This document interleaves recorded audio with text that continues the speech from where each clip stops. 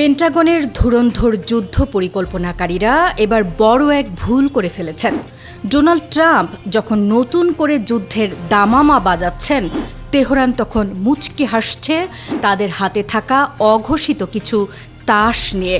ইরানের সেই গোপন অস্ত্র আর অসম যুদ্ধের কৌশলগুলো ঠিক কী, যা আমেরিকার তথাকথিত অপরাজেয় তকমা ধুলোয় মিশিয়ে দিতে পারে।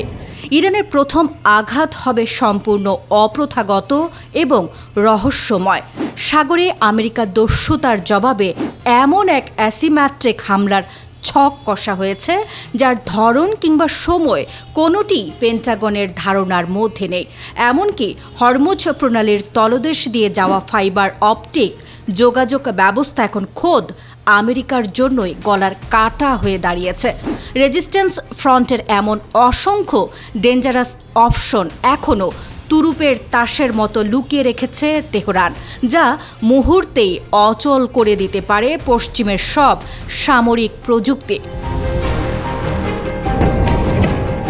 ট্রাম্প প্রশাসন ভেবেছিল নৌ অবরোধ দিয়ে ইরানকে শ্বাসরোধ করবে, কিন্তু ৮,০০০ কিলোমিটারের বিশাল স্থলসীমান্তই এখন ইরানের জীবন রেখা। উল্টো হরমুজ বন্ধ থাকায় বিশ্ব অর্থনীতির নাভিশ্বাস উঠে আমেরিকার ঘরের ভেতরই আগুন জ্বলছে।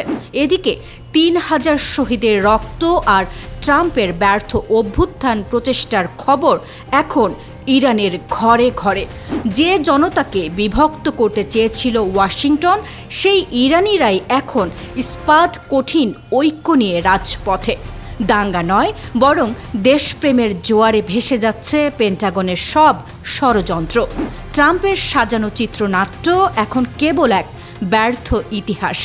যুদ্ধ কিংবা নিঃশর্ত আত্মসমর্পণ, আমেরিকার সামনে এখন এই দুটি পথ খোলা। ইরানের এই অদম্য শক্তির মোকাবিলা করার সাহস কি দেখাবে হোয়াইট হাউস?